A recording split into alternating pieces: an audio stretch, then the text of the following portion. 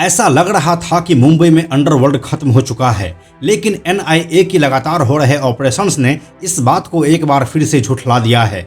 ऐसे कई रिपोर्ट्स और तथ्य सामने आ रहे हैं जिससे यह लग रहा है कि मुंबई में अंडरवर्ल्ड कभी खत्म हुआ ही नहीं था। यह बस कुछ दिनों के लिए शांत सा हो गया था, लेकिन लगातार हो रहे ऑपरेशंस से अंडरवर्ल्ड एक बार फिर से तिलमिला उठा है और कराची में रहने वाले आकाओं के दिन कुछ ठीक से नहीं चल रहे हैं। हमने पिछले ही वीडियो में आपको बताया था कि एनआईए ने दाऊद इब्राहिम, छोटा शकील, मुंबई हमले के मास्टरमाइंड टाइगर मेमन, जावेद चिकना और अनीस इब्राहिम की नई फोटो जारी किया है और साथ में इनाम भी रखा है। हम आपको आज के इस वीडियो में कुछ ऐसी बात बताने वाले हैं जिससे आपको भी लग जाएगा कि मुंबई में अभी भी अंडरवर्ल्ड एक्टिव है। तो चलिए अब आपको और गहराई में लेकर चलते हैं। नमस्कार, मेरा नाम है प्रशांत और आप देख रहे हैं बेजोड़जोरा.com का यूट्यूब चैनल। अपने देश की सबसे बड़ी जांच एजेंसियों में से एक एनआईए यानी कि national investigation agency underworld don Dawood Ibrahim और उसके करीबियों द्वारा किए जा रहे टेरर फंडिंग मामले की जांच कर रही है। इस मामले की जांच के दौरान एनआईए ने कई दिनों तक पूछताछ के बाद छोटा शकील की जीजा आरिफ अबू बकर शेख उर्फ आरिफ भाईजान और उसके भाई शब्बीर अबू बकर शेख को गिरफ्तार किया था। दोनों पर आरोप है कि ये लोग मुंबई के पश्चिम उपनगर इलाके में डी कंपनी के गैर कानूनी काम में शामिल थे और आतंक को बढ़ावा देने में आर्थिक मदद करते थे।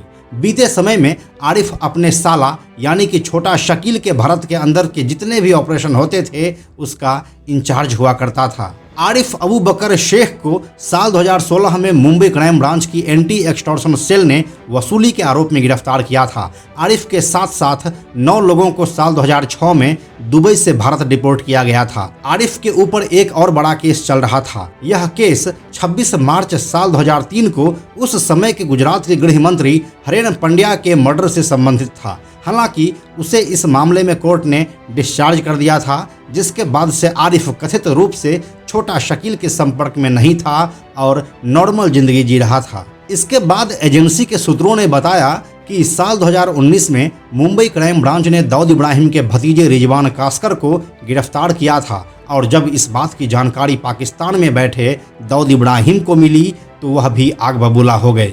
उसने मुंबई में बैठे अपने लोगों को बहुत डांट लगाई। उसका कहना था कि उसके परिवार की नई पीढ़ी तक पुलिस कैसे पहुंच सकती है।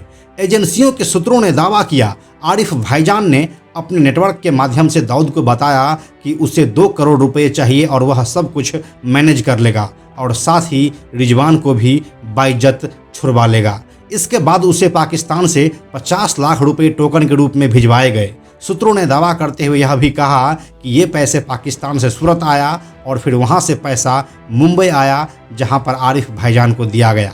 हालांकि इस सब के बाद भी वह रिजवान को नहीं छुड़वा पाया। एनआईए के जांच में यह भी सामने आया कि आरिफ भी एजेंसियों की रडार पर था। इसके बाद इसी मामले में एनआईए ने छोटा शकील के रिश्तेदार सलीम फ्रूट को भी गिरफ्तार किया। जांच में पता चला कि सलीम फ्रूट 2 साल पहले मलेशिया गया था और वहां से छुपकर वह पाकिस्तान पहुंचा था ताकि वह अंडरवर्ल्ड के अपने आकाओं से मिल सके। इसके अलावा यह भी पता चला कि सलीम फ्रूट को जब भी पाकिस्तान जाना होता था तो वह पहले किसी और देश में जाता था और फिर वहां से अवैध रास्तों का इस्तेमाल करके पाकिस्तान पहुंचता था।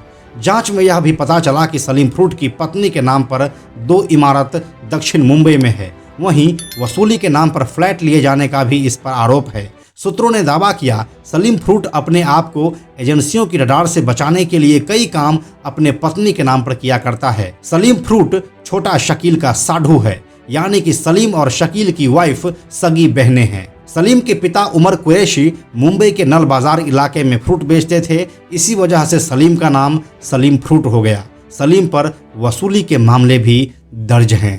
देश की सबसे बड़ी जांच एजेंसी एनआईए ने इसी साल की शुरुआत में अंडरवर्ल्ड डॉन दाऊद इब्राहिम के खिलाफ एफआईआर दर्ज किया था, जिसमें कहा गया था कि ग्लोबल टेररिस्ट दाऊद इब्राहिम ने भारत को दहलाने के लिए एक स्पेशल यूनिट बनाई है, जिसमें भारत के बड़े नेता और व्यापारियों को निशाना बनाने की तैयारी की गई है। ऐसा करके वह देश की राजधानी दिल्ली और देश की आर्थिक राजधानी मुंबई समेत दूसरे शहरों में हिंसा फैलाना चाहते हैं। एनआईए ने यह मामला दाऊद इब्राहिम, अनीस इब्राहिम, छोटा शकील, जावेद चिकना और टाइगर मेमन के खिलाफ दर्ज किया था। NIA ने अपनी FIR में बताया था कि Dawood arms smuggling, narco terrorism, underworld criminal syndicate, money laundering, fake Indian currency और जमीन हड़पना जैसे काम करके रुपये जमा करता है, जिससे कि वह आतंकी गतिविधियों को अंजाम दे सके।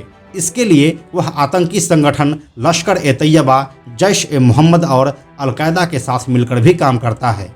ये सभी बातें हाल के कुछ ही दिनों में रिपोर्ट हुई है, जो यह बताने के लिए काफ़ी है कि मुंबई में अंडरवर्ल्ड एक बार फिर से अपनी बंजर पड़ चुकी ज़मीन को हरी भरी करने में जुटी है। लेकिन इंडियन एजेंसीज ऐसा होने देगी, मुझे तो नहीं लगता। आपको क्या लगता है, क्या अंडरवर्ल्ड एक बार फिर से मुंबई में एक्टिव होने जा रहा है? अपने विचार हमें कमेंट सेक्शन में जरूर दीजिए, हमें आपके कमेंट का इंतजार रहता है।